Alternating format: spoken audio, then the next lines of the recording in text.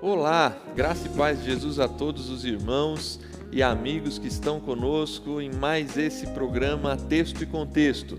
É muito bom me dirigir a vocês, seja você estando assistindo agora ou em qualquer outro momento que você venha assistir esse programa. Mas desde já, se você está com a gente, compartilhe esse link com seus amigos, com a sua igreja, para participarmos conjuntamente de mais esse programa. Você está acostumado a ver aqui, como eu tenho dito, pastor Eleilton William, que conduz aqui o programa Texto e Contexto. Ele não está conosco, em breve estará de volta, mais um pouquinho de paciência e logo ele estará aqui conosco. Enquanto ele não retorna, nós preparamos essa série Deus em Missão, uma leitura bíblica a partir da grande narrativa da redenção, a história da redenção que compreende toda a palavra de Deus e que nos dá essa leitura de um Deus que está em missão pela salvação e pela redenção de todas as coisas. O programa Texto e Contexto é um espaço online da Convenção Geral das Igrejas Adventistas da Promessa e nós conversamos aqui sobre temas bíblicos, doutrinários e teológicos, sempre à luz da palavra de Deus. Nesse programa, nós estamos justamente tratando de Deus em missão. Nos primeiros programas conversamos sobre esse foco da missão de Deus desde a criação, ali nos primeiros capítulos da Bíblia, Gênesis 1, 2 e 3. No segundo programa, tratamos também sobre a questão da formação e do chamado de Israel, a partir do chamado de Abraão, e também ali da saída do Êxodo, principalmente no capítulo 19. Você pode assistir esses dois programas, se você perdeu, aqui no nosso canal. E hoje, nós estamos aqui com o pastor Alain, que vai nos ajudar nessa conversa. Pastor Alain é pastor da Igreja Adventista da Promessa em Vila Medeiros, ele é mestre em teologia e também aí finalizando a pós-graduação em revitalização e plantação de igrejas. É isso, pastor Alain? Isso aí. Muito obrigado pela sua presença. Por favor, cumprimente os nossos irmãos e amigos. A paz do Senhor, pastor Júnior, e eu quero cumprimentar também todos os irmãos e irmãs. É realmente um privilégio estar aqui e espero poder colaborar aqui com essa conversa, uma conversa bíblica, uma conversa sobre a palavra de Deus, sobre a missão de Deus, que é sempre importante para todos nós. Amém. Você é de casa já nos programas Sim. do nosso canal Promessistas aqui, pastor. É um privilégio estar contigo hoje. Bom, vamos iniciar? Vamos. Tem uma frase do Christopher White, no livro A Missão de Deus, que ele diz assim: é a missão de Deus em relação às nações, sem dúvida, mais do que qualquer outro tema, que fornece a chave que desvenda a grande narrativa bíblica. É desse assunto que nós temos tratado, né? Nós viemos do programa anterior com o povo de Israel entrando nessa cena, no palco da história, por meio do chamado de Abraão e a formação do povo saindo do Egito ali, com a entrega ali no Monte Sinai das 10 palavras, né? Conhecido por nós mais claramente como os 10 mandamentos, que apresenta o estilo de vida contrastante do povo hebreu ali em formação. Para prosseguirmos, pastor, nessa narrativa bíblica, agora nós precisamos enxergar esse chamado missional no povo de Deus, nas diversas formas em que Israel ele se organiza, né? Tem autores, por exemplo, tem um aqui, o Brugman, que ele vai dizer assim: os diversos contextos e ordens sociais pelos quais Israel passou fornecem uma compreensão particular do chamado missional do povo de Deus. É isso mesmo, a gente consegue encontrar na Bíblia que esses contextos das ordens sociais de Israel vão fornecer para a gente imagens dessa identidade missional do povo de Deus? Até pelo pelo estudo anterior, o pastor Alex, que estava aqui, Isso. foi bem discutido essa questão do povo de Israel como povo da missão, né? O que eu entendi aqui foi colocado é que Deus está em missão no mundo para resgatar a humanidade, e para cumprir essa missão, Deus estabeleceu um povo sobre a terra. No Antigo Testamento, esse povo é Israel, mas ao prosseguir da história, chegamos ao Novo Testamento e esse povo passa a ser a igreja. Mas Deus tem uma missão e constituiu um povo, formou um povo para que essa missão fosse se realizasse, né? Acontecesse. Sim. Então isso é claro na história da Bíblia. A grande história tem a ver com essa história. Ao constituir o povo de Israel, a gente, no estudo que tivemos aqui, a gente aprendeu algumas coisas importantes, né? Como o texto lá de Êxodo 19, que fala quando Moisés, usado por Deus, chega diante do povo de Israel e diz por que ele existe. E ali, claramente, ele demonstra que o povo existe para ser um povo sacerdotal, para ser missionários no mundo, para ser luz para as nações. Até o próprio texto lá de Gênesis capítulo 12, que também foi estudado, mostra que Israel existe, assim como Abraão, Israel existe para ser bênção para as outras nações. Diz lá o texto, vocês serão bênção sobre todas as famílias, ou para todas as famílias da terra. O contexto ali são de nações.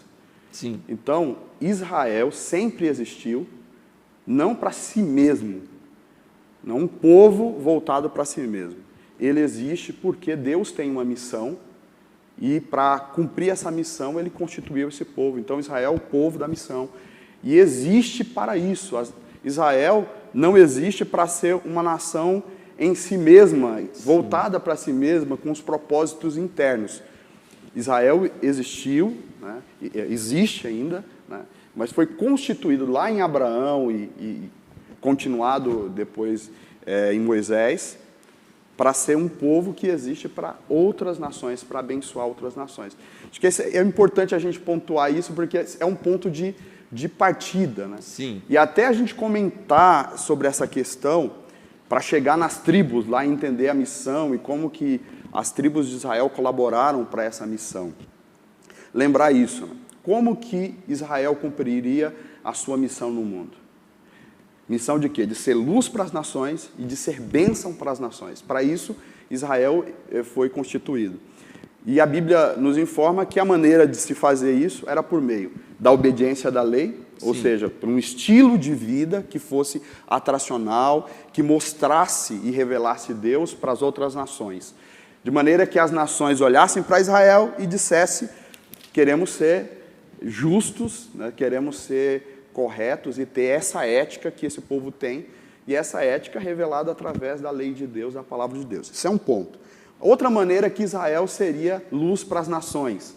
Seria Israel sendo cenário dos atos, dos grandes feitos poderosos de Deus sobre a terra. Sim. Tem um autor que diz que os milagres e as grandes realizações de Deus no meio do povo de Israel serviria como fogos de artifício. Você solta os fogos e faz aquele barulho para chamar a atenção. E as nações veem. E as nações vão ver e dizer, olha, esse Deus, o Deus desse povo é poderoso. Então é a lei ser palco dos atos poderosos de Deus. Em terceiro lugar, adorando de forma inclusiva. Ou seja, fazendo uma adoração, porque para isso Israel também foi chamado, para adorar a Deus, mas uma adoração que fosse de forma inclusiva. De que maneira seria essa adoração de forma inclusiva, pastor? Adorando ou realizando um culto que contemplasse as outras nações, convidando as outras nações para participar desse culto, e quando realizar o culto, tem uma linguagem, tem uma palavra, considerando que outros povos estariam também ali participando daquele momento de adoração a Deus. Então, nisso mostra a identidade missional de Israel. Sim. Esse povo de Deus que está diante das nações, para que as nações olhem para esse povo e sinta-se atraído para servir e andar como esse povo como esse povo anda. Nesse início, aí saindo ali do Êxodo e entrando na terra, a gente tem o que é chamado de uma confederação de tribos, né? Sim. Antes da monarquia. Nesse momento, nessa sua fala, pastor, esses feitos poderosos de Deus, eles começam a repercutir nas nações, né, ao redor. Sim. Eles começam a saber de que Deus está no acampamento de Israel, caminhando com Israel no deserto e dando vitórias ali, tanto ali com Moisés como com Josué, né? Sim. Então isso fica muito evidente nessa confederação de tribos como nação no meio de nações, né? Ezequiel 5:5 vai dizer isso, né? Esta é Jerusalém, eu a coloquei no meio dos povos, com nações em torno dela. Parece que Israel está no meio do mundo, né? Sim. Os rabinos vão dizer que é o umbigo do mundo, né? Umbigo do mundo. Isso tem a ver até com o texto lá de Ezequiel 38:12, né? Israel está ali no meio para que todos contemplem e todos sejam atraídos por esta proposta de vida.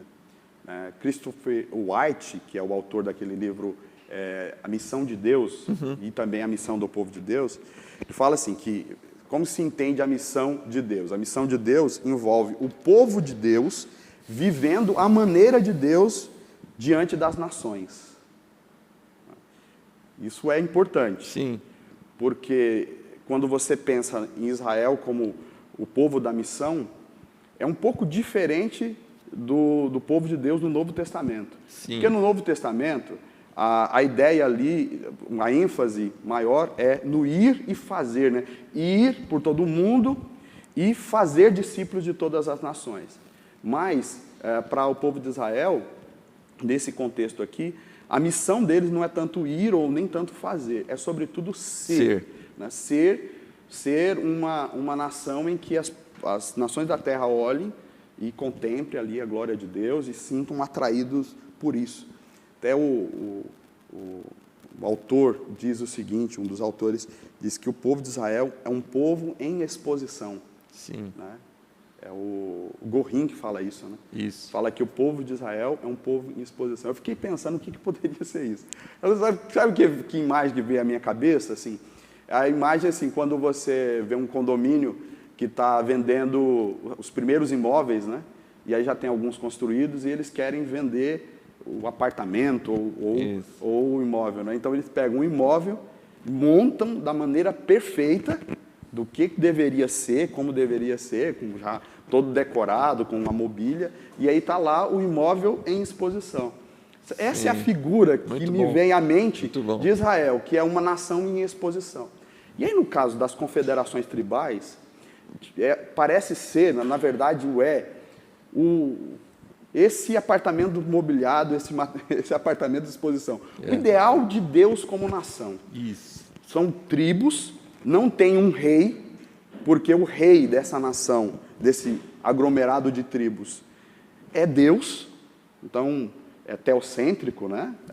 É teocrático. Deus é o Senhor, Deus é o rei.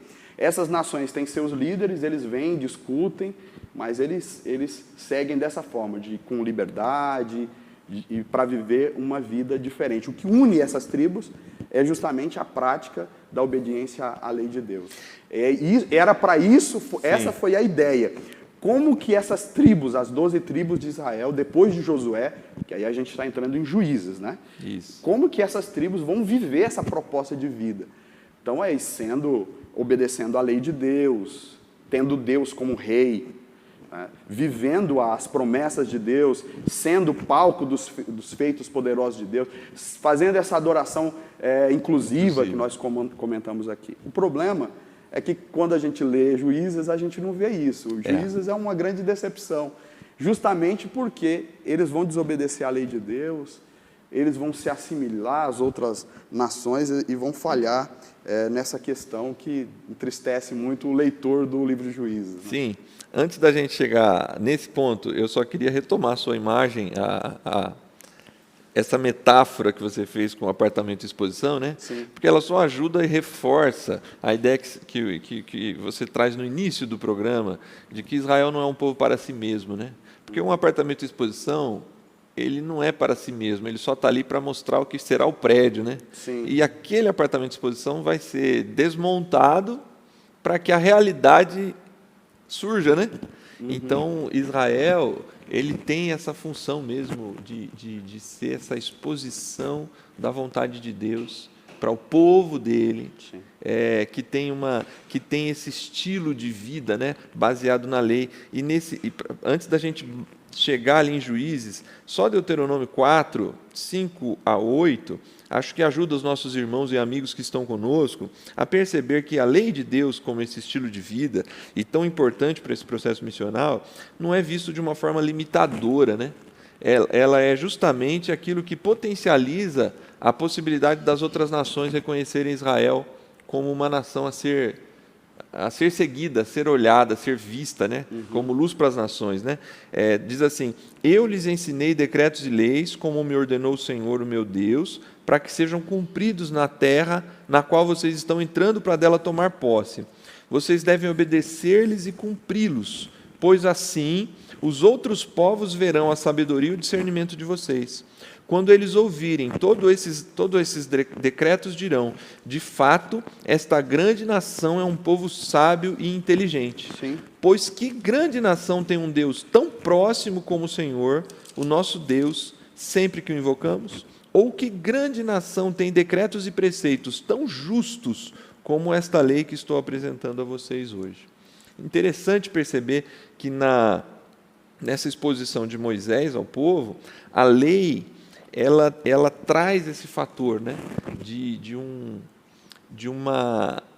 avanço na própria civilização, né, para que seja realmente a exposição da intenção criativa de Deus para uma vida boa, uma vida agradável na terra, né? E isso aconteceu na prática, essa questão das nações sendo atraídos a Israel pelo estilo de vida. A gente poderia citar vários exemplos, mas talvez um dos maiores foi a rainha de Sabá, Sim. que vai lá em Israel para entender como que esse Deus é poderoso, e esses mandamentos, aí ela é meio que evangelizada sobre o estilo de vida de Israel. Muitos, quando você lê o relato demorado ali do Êxodo, do Deuteronômio, você vê pessoas de outras nações se apaixonando pelo Deus de Israel, se juntando ao povo de Deus, né? Se juntando ao povo de Israel, exatamente porque é atraído por esse estilo de vida. E assim, Israel é realmente um povo diferenciado na questão de suas leis, do seu estilo de vida, da sua ética, né? Uma pena, como nós comentamos aqui, é que, hora ou outra, esse povo tropeça, falha e acaba falhando nesse aspecto da missão. Essa é uma marca muito presente no Antigo Testamento, né? Dessa falha ou incapacidade de Israel de ser esse representante, né? Na verdade, desde o primeiro programa, pastor Alain, a gente vai lá em Gênesis 1 e 2, né? A criação do homem, ele é colocado como imagem e semelhança, né? Ele recebe a imagem e semelhança de Deus e essa função de representante de Deus em toda a criação, né? Sim. Ele falha e Abraão retoma esse chamado, vamos dizer assim, né? Nessa ideia, ele é esse representante que vai ser, por meio dele, do descendente dele, luz para as nações e bênção para as nações. Então, Israel, de alguma forma, é escolhido, ele é apontado como esse representante. Sim. Ele recebe de Deus essa exposição, né? Para viver não para si mesmo, mas para representar o ideal criativo de Deus para toda a criação. E Israel, em Juízes, como você já disse, vai falhar. Sim. E vai clamar por um rei. Deus, obviamente, como a gente vai conversar aqui, Deus vai usar esse novo momento social, né? Essa nova ordem social, a monarquia, para também apresentar os seus feitos poderosos e continuar nessa narrativa da redenção de todas as coisas, né? Mas 1 Samuel 8, 19 e 20 diz assim, né? Queremos um rei sobre nós, para que sejamos como todas as demais nações. Olha só que contrassenso, né? E para que o nosso rei nos julgue, nos lidere e lute em nossas batalhas. Israel, que é chamado para ser esse povo de contraste, ser luz, ele decide, ou ele escolhe aqui, querer parecer com as demais nações, né? E aqui talvez é esse erro, né? Israel tem um chamado, a gente falou aqui sobre ser luz para as nações, ser bênção para todas as famílias da terra. Quando a gente lê o texto de Josué e Juízes, claramente se percebe que o ideal de Deus seria aquele aglomerado de tribos, que não necessitaria de um homem que fosse um monarca, alguém que poderia até ter aqui a posição de um imperador, de um opressor, que dominasse sobre todo e que tivessem que obedecer a um só homem, né? Parece que o ideal de Deus aqui eram aquelas tribos. Sim. Eles teriam liberdades para adorar. Mas quando a gente vê aqui Israel pedindo um rei, e o critério que eles escolhem para pedir um rei é o critério assim que a gente quer ser iguais aos demais. Esse é o... E aí que é o problema, né? Que isso é exatamente o que Deus não queria para Israel. Sim. Assim, toda nação tem um rei, e esse rei lá tem um estilo de governo. Deus propõe um governo diferente, vocês são uma nação diferente, vocês não têm um rei. E eu quero que as nações da terra olhem para isso e dizem, puxa, eles não têm rei e vivem em harmonia. E eles estavam vivendo bem quando pedem um rei, isso que é o problema. Quem era o juiz daquela época? Era Samuel. Que foi o melhor de todos os juízes. E eles estavam vivendo em um tempo de muita bênção. Um dos melhores momentos da história de Israel é justamente no ministério de Samuel, né? Ministério de Samuel, profeta Samuel. E aí, nesse contexto, eles vão dizer, não, nós queremos um rei. E Samuel, né, na verdade, ali, Samuel, ele fica muito entristecido com esta situação, e ele tenta convencer o povo do contrário, mas o povo insiste nisso. Então, ele muda o contexto. Aquilo que era o ideal de Deus para Israel se muda por causa do pedido e porque eles queriam se assimilar às outras nações, né? Nesse Israel como representante, nesse momento que você está falando aí, eu encontro assim um paralelo, ainda que indireto, com Adão e Eva, porque eles escolhem o seu caminho com Saul, né? Uhum. Eles escolhem o seu rei, né? Só que quando Adão e Eva escolhem a rebeldia contra Deus, Deus vai prometer ali que Gênesis 3,15, né? O filho da mulher, o descendente da mulher, vai pisar a cabeça da serpente, né? Eles escolhem Saul e é Deus quem vai suscitar depois a continuação dessa história. Sim. Desse descendente, né? Porque é Deus quem vai tirar do meio das ovelhas Davi, o improvável, né? Sim. Porque Davi é o improvável. Até para Samuel, Davi é o improvável, né? Porque, na verdade, ele nem está na cena ali na casa de Jessé, né? E Samuel, sabendo que ele não poderia mais contar com Saul, Deus o manda até a casa de Jessé e ele fala assim, é esse aqui. O filho mais velho aqui de Samuel, é ele que eu vou ungir rei.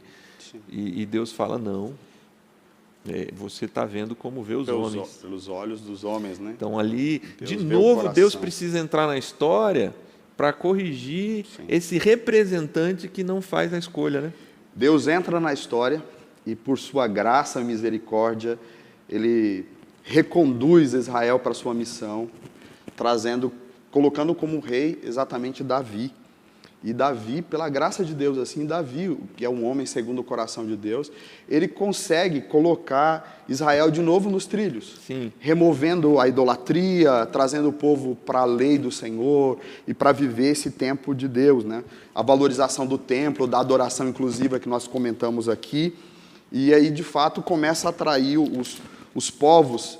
Israel volta a ser luz para as nações no reinado de Davi, né? Então, apesar de não ser exatamente como Deus gostaria que fosse, né? Que é a questão das tribos, e esse reinado que ele seria o rei, ele então traz para o povo a monarquia por meio de Davi, e esse Davi vai voltar a esse propósito de Deus, essa missão de Deus no mundo, né?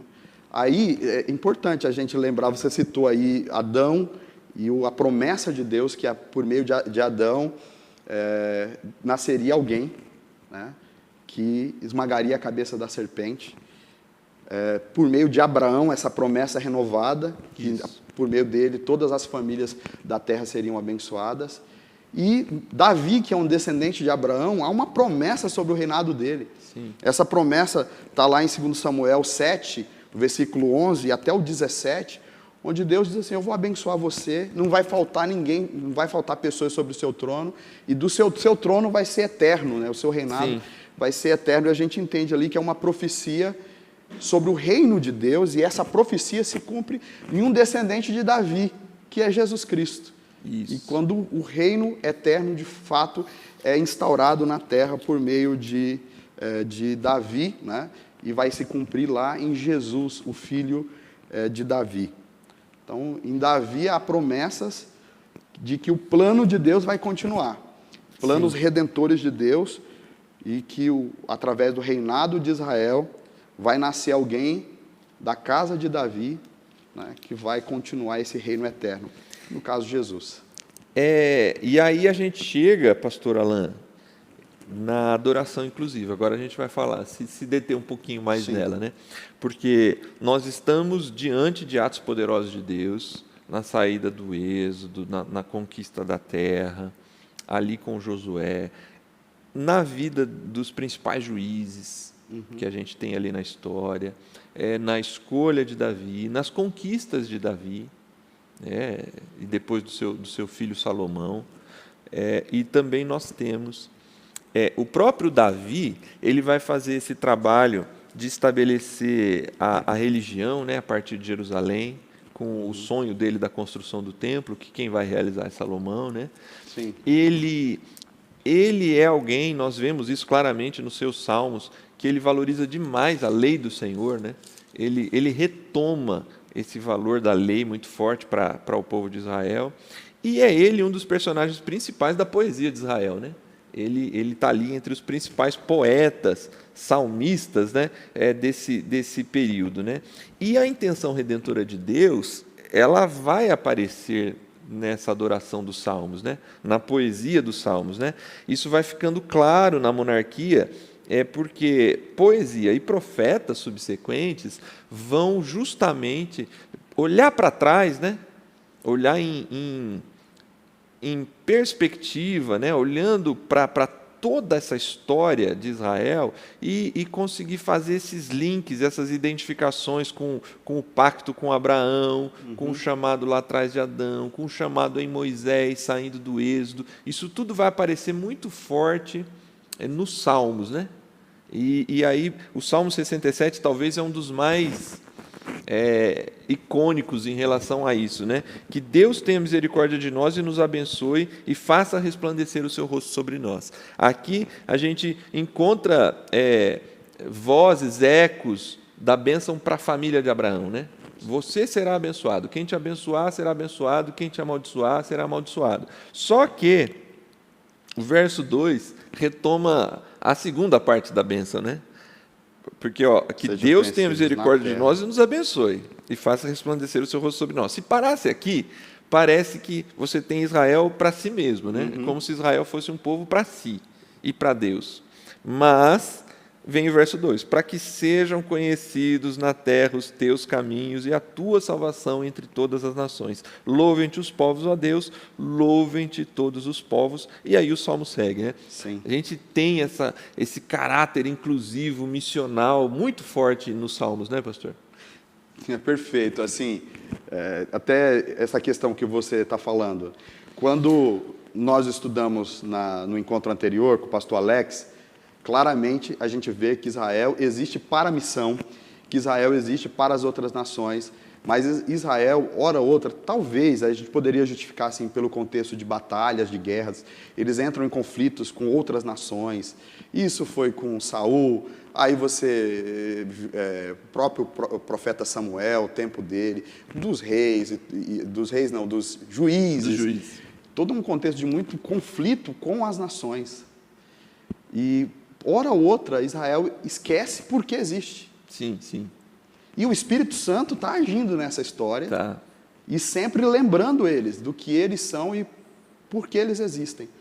No período de Davi, Deus traz um tempo no reinado de Davi, um período de paz em que ele pode se dedicar à adoração e o louvor, à busca a Deus, e acontecem coisas extraordinárias no reino de Davi, no sentido assim dessa atração para as nações.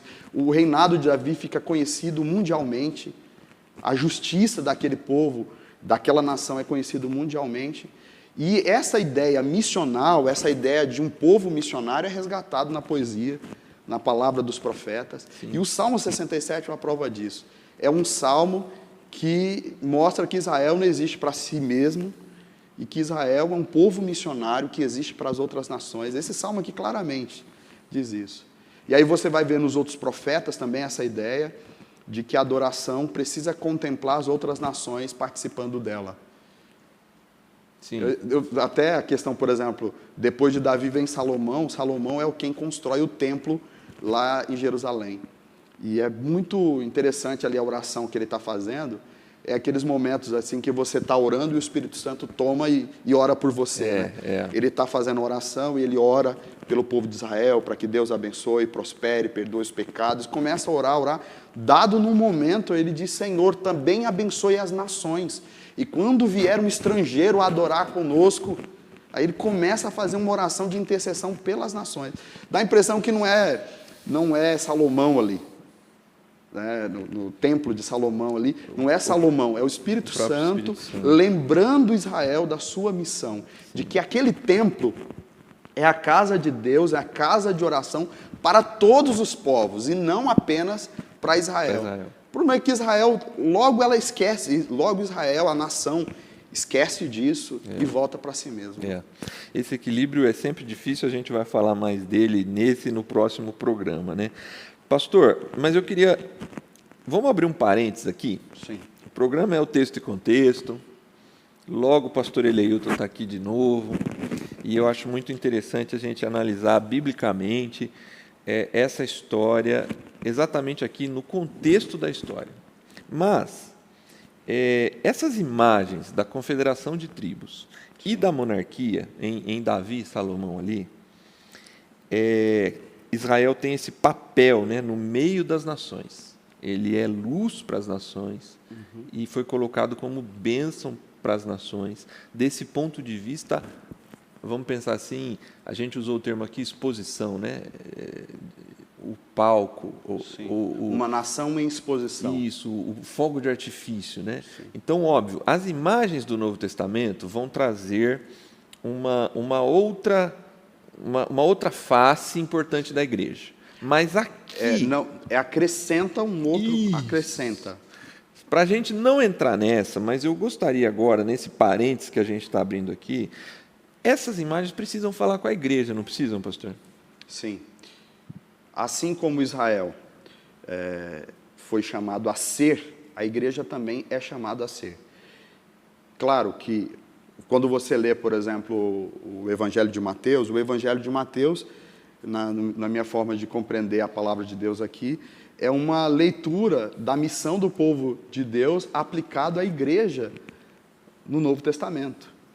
E o texto de Mateus 28, termina explicando a missão da igreja em termos dos verbos ir e fazer, né? Ir por todo o mundo e fazer discípulos de todas as nações. Sim.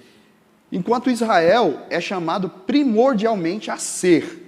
Aí a gente pergunta, a igreja também não é chamada a ser?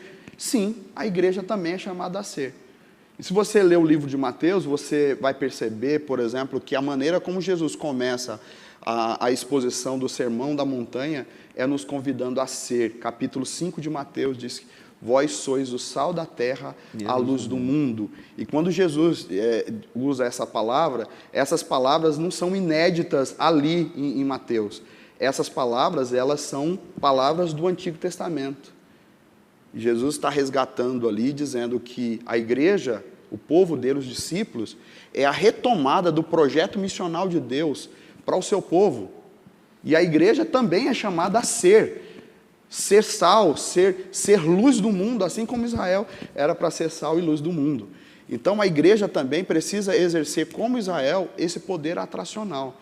Eu creio que, assim como Israel devia obedecer à lei de Deus, Jesus explica aqui em Mateus de que nós também somos discípulos, também obedecendo a palavra e vivendo uma ética, uma maneira diferente, de forma que as pessoas que não são da igreja também olhem e vejam um estilo de vida diferente e se sinta atraído. Sim. E que a gente caia também na graça do povo, como lá em Atos capítulo 2, Sim. que o povo via como havia amor e como era a prática cristã e sentia vontade de fazer parte desse povo. Da mesma forma, a igreja precisa exercer esse atracional de Deus sobre ela por meio dos atos poderosos de Deus. A igreja também precisa ser palco dos atos poderosos de Deus, dos milagres de Deus, e isso se vive na prática do Evangelho, na ação do poder do Espírito Santo, pregando e vendo pessoas sendo transformadas. Porque às vezes a gente prega e fala sobre transformação, e a melhor maneira de se demonstrar a transformação é mostrando os transformados, né? É aquele cego de Atos capítulo 3 e 4, que Pedro e João, né, quando questionados, eles dizem: olha, eu não sei como foi, mas eu estou mostrando aqui para vocês, está aqui a pessoa curada, né? No caso ali, o paralítico. Isso. Em João, fala do cego, né? Quer dizer, eu não sei como eu fui curado, eu só sei que eu era cego e agora eu posso ver. Na igreja precisa também ter esses atos poderosos de Deus.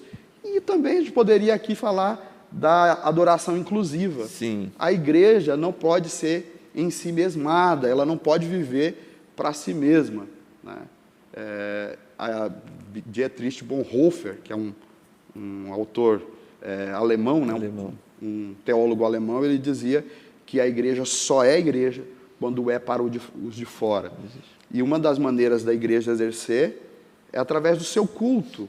Sim. E uma maneira fazendo um culto inclusivo, um culto que leve em consideração de que outros povos ou pessoas que não fazem parte da igreja vão estar assistindo esse culto e eles precisam compreender e ouvir o evangelho de forma inteligível. Eu gosto do termo que você está desafiando a gente aqui desde o início desse programa, pastor, dessas imagens de Israel, né, que apontam para o ser, né? Ser.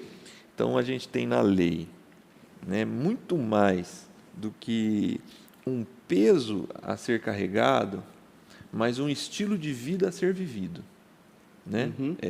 A ideia de que existe ali a ética, a vontade de Deus para a vida, não somente do seu povo, mas para todos os povos. Então, nesse sentido, esse estilo de vida, ele não é algo que só nos diferencia, ele nos diferencia, mas ele precisa ser visível para que outras pessoas se sintam atraídas por esse estilo de vida. E isso precisa refletir num culto e numa vida que depende e confia no poder de Deus, né? Sempre esperançoso da ação de Deus, por mais difícil que seja o tempo em que estejamos vivendo, e a adoração, eu acho que essa é a mais prática de todas, porque isso envolve linguagem, isso envolve maneira de se portar, porque Sim. tudo isso louvem-te os povos todos. Os povos precisam compreender e participar dessa adoração, eles precisam se sentir que eles são convidados a ser parte disso, né? Isso é muito sério, assim, porque quando você olha lá para o texto que eu citei no início aqui do Sermão da Montanha, onde Jesus fala que vós sois o sal da terra, a luz do mundo, e no final dessa parte ele explica como, através das obras, para que os homens vejam o que vocês fazem, né? Vejam, na verdade não é o que vocês fazem, vejam o que vocês são, e vendo o que vocês são, possam glorificar o Pai que está no céu. Isso é impressionante, né? O seu vizinho, imagina aí, seu vizinho, seu amigo, seu colega de trabalho, essas pessoas olhando para você e dizendo, puxa, eu quero ser igual essa pessoa, igual essa menina, igual esse menino, igual esse homem, essa mulher. Eu quero que a minha família seja igual a essa família. Porque isso é viver o Evangelho de fato e ser sal da terra, ser luz do mundo como Deus convidou Israel a ser. Sim. A gente poderia manter esse parênteses aberto aqui por um bom tempo. Está no parênteses ainda, pastor. A gente precisa fechar esse parênteses aqui da igreja, a gente vai falar mais sobre isso. Mas eu queria voltar, então, agora. Além, obviamente, desse apontamento para a igreja, voltando aqui para o texto e para essa construção teológica, dessa grande narrativa de Deus em missão, para essas imagens, pastor, da redenção em Jesus. Porque, a meu modo de ver, a gente vai tendo um processo nessa narrativa que eu costumo chamar de afunilamento, né? Em Gênesis 3,15, é um descendente da humanidade. Uhum. É um descendente do homem e da mulher. Em Gênesis 12, é um descendente da nação em formação de Israel. Em Davi, em 2 Samuel, ali, principalmente o texto que você citou do capítulo 7, né, que Deus diz ali para Davi que vai levantar um descendente dele que vai reinar para sempre, né? Uhum. A gente afunila isso e chega no filho de Davi, né? É o filho da humanidade, o filho de Adão e Eva, é o filho de Abraão, está dentro da nação ali, essa nação que foi escolhida, eleita para ser esse povo em exposição, e aí afunila um pouco mais. E a gente chega na figura do Messias, né? A gente sai da raça humana, chega numa nação e chega numa família, de novo, né? Sim. E a família de Davi. E a imagem se fecha em torno dessa ideia do Messias, que vai ser, a partir ali da divisão dos dois reinos, né? Os profetas vão começar, pela revelação de Deus, né? A trabalhar muito esse conceito dessa retomada do reino de Davi, do filho de Davi, né, pastor? Sim. Essas imagens do Antigo Testamento vão ser retomadas claramente na pessoa de Jesus. As promessas sobre o Messias, lá em Adão, as promessas de que Jesus é o filho de Abraão, vai ser retomada em Jesus. Sim. Obviamente, o próprio Jesus é identificado como descendente de Davi. Claramente, a gente vê essa questão. E aí, se a gente pudesse citar alguns textos aqui, que mostram e fazem essa conexão de Jesus com Adão, de Jesus com Abraão, de Jesus com Davi. Eu vejo assim, um dos textos que mais claramente fala sobre isso são as genealogias, né?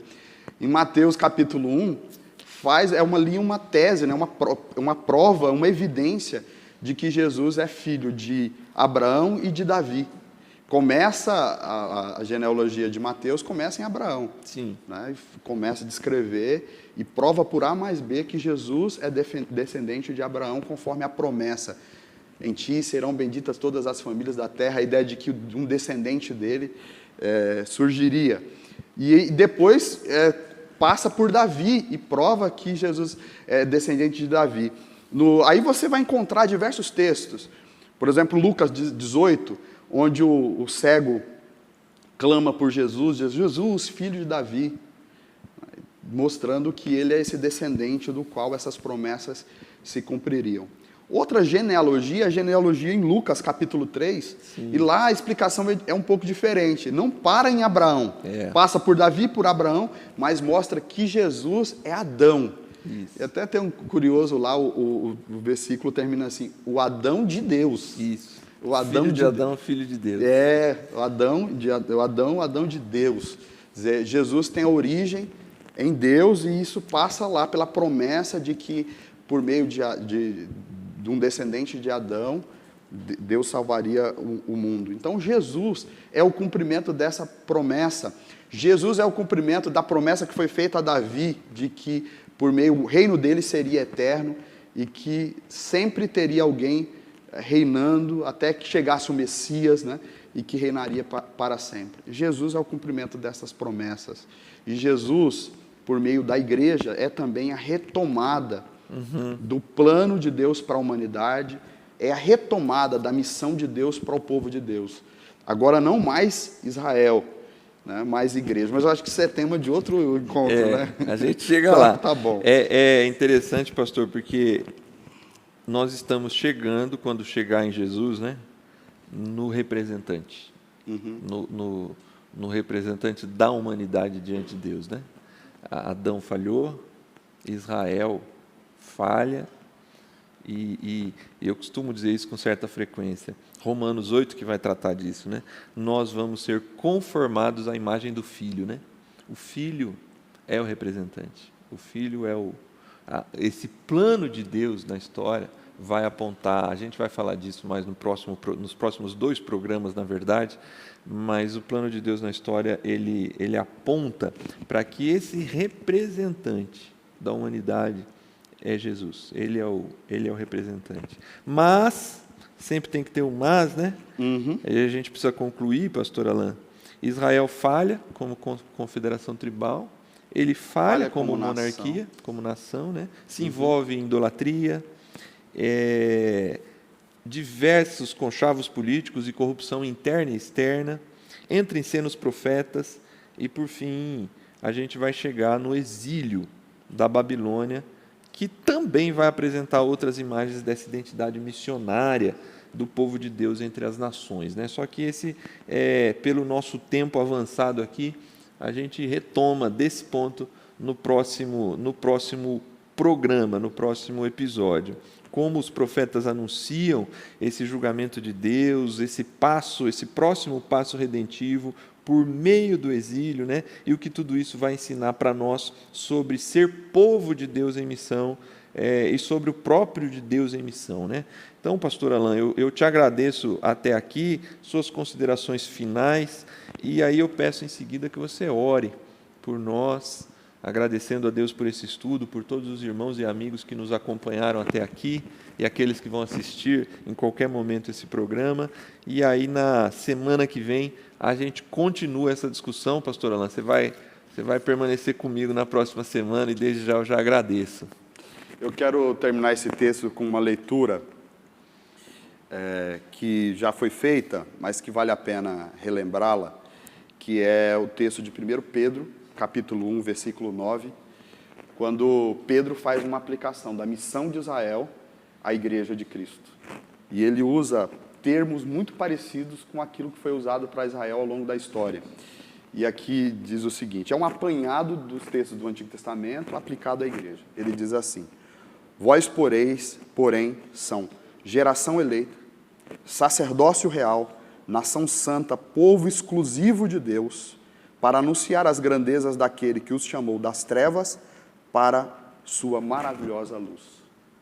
Esse texto faz uma aplicação muito clara à missão de Israel e mostra que a igreja é a retomada dessa missão e que agora nós é que somos essa geração eleita, sim, esse sacerdócio real.